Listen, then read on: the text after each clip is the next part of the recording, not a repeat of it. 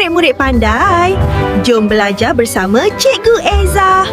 Hari ini kita akan berkenalan dengan jam. Jam! Mesti seronok belajar tentang jam. Tengok Adam dan May, inilah jam. Wow, jam. Macam kat rumah saya. Rumah saya pun ada jam. Setiap jam ada nombor tau. Dari nombor 1 hingga nombor 12. Oh, sama macam nombor kita kira. Jarum pendek ialah jarum jam dan jarum panjang jarum minit. Yang ini pula jarum panjang. Dia tunjuk minit. Minit. Oh, pendek jam, panjang minit. Kalau jarum jam di nombor 9 dan jarum panjang di nombor 12, maksudnya pukul 9 tepat.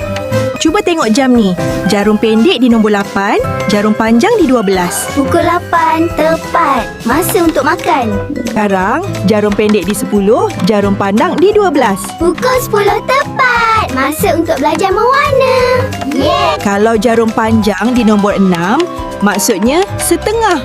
Contohnya, pukul 2:30. Adam, Miss sekarang pukul 11:30. Masa untuk balik. Yeay!